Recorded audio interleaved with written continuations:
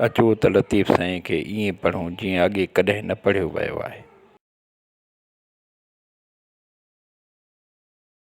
लॻंदे लकनि C आऊं जे मरां ईअं माउ मुंहिंजे नींहं त कर लाऊं लधियूं। जेकॾहिं मां लकनि सां लड़ंदे विढ़ंदे ईअं मरी वञा त हे मुंहिंजी अम्मा ईअं सम्झ त ॼण मुंहिंजे इश्क लाऊं लधियूं। मंज़िल माणे वरिती कामयाबी छा खे चइजे, कीअं सम्झिजे त हीउ इंसानु कामयाबु आहे।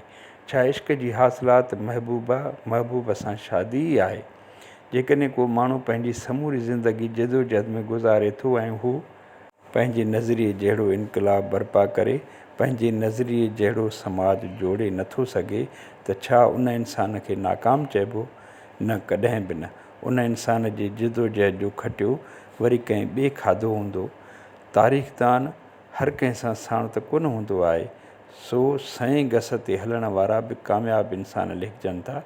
असांजे मुआशिरे में को माण्हू नज़रियाती हुजे, हू सम्झंदड़ हुजे त ज़मीर विकिणी कंहिंजो कारिंदो थी का विज़ारत वठी अयाशियूं कजनि, या वरी बाज़मीर थी पंहिंजी ज़िंदगी ॾुखी सुखी गुज़ारिजे पर पंहिंजे उसूलनि ते का सौदेबाज़ी न कजे। अव्हां कंहिंखे कामयाबु इंसानु चवंदा? आख़िरी फ़ैसिलो पोइ बि तारीख़ खे करिणो आहे।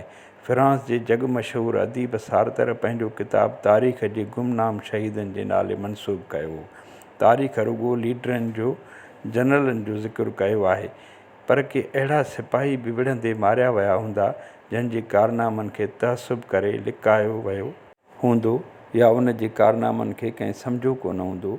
थी सघे थो कंहिं माण्हूअ लिक छिप में को कारनामो सरअंजाम ॾिनो हुजे, कंहिं हुन खे इहो कुझु कंदे कोन ॾिठो हुजे, वग़ैरह वग़ैरह।